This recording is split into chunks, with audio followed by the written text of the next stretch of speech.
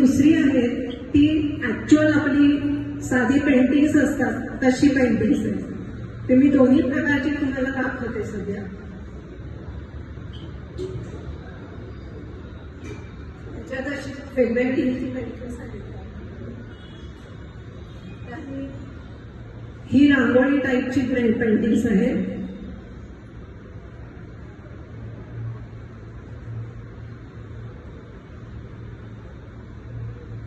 यात वेगवेगळे colour combinations किंवा वेगवेगळी म्हणजे आकार, वेगवेगळे प्रकार असे आपण वापरून ही चित्र तयार केलेली आहेत.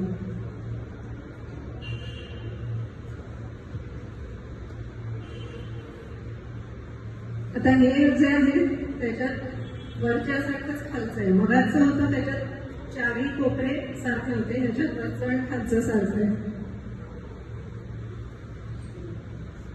हे जे आहे दोन बाजू, ही बाजू आणि ही बाजू यासारखे आहे. आता आयपॅड वरनं म्हणजे मी जे सॉफ्टवेअर वापरते ते वापरतानाचा फायदा असा आहे की ह्या गोष्टी सारखं करणं हे मला आयपॅडमुळे करता येत आहे, त्या सॉफ्टवेअरमुळे करता येत आहे. म्हणजे त्याच्यात असे वेगवेगळे ऑप्शन्स आहेत की वरच्यासारखं खालचं करायचं आहे का चारी बाजू सेम करायचे आहेत. तर त्याप्रमाणे म्हणजे एक बाजूचं चित्र मी काढलं आणि तसंच दुसऱ्या बाजूचं ते काढण्यात येईल.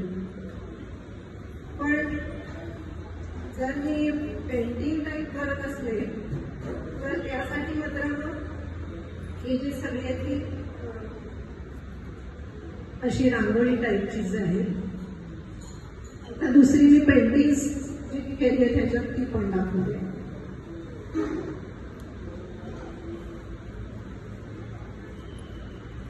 आता ही जी पेंटिंग्स आहे ती ऍक्च्युअल पेंटिंग सारखीच केली आहे. म्हणजे ती आयपॅडची जी पेन्सिल आहे ती पेन्सिल वापरली ब्रश ऐवजी, आणि सॉफ्टवेअर मधले जे रंग आहेत ते वापरून ही पेंटिंग्स केलेली. म्हणजे ह्याच्यात तसा कॉम्प्युटरचा आधार असा काही घेतलेला नाही, म्हणजे फक्त मीडियम वेगळं आहे.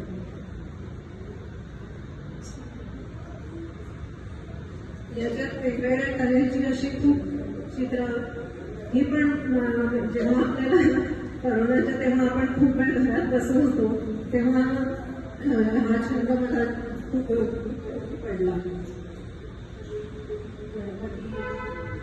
ही पण चित्र काही काही अशी मी फोटो काढून केलेली आहेत किंवा काही पेपरमध्ये किंवा कुठे आलेले फोटो बघून त्याच्यावर केलेली आहे.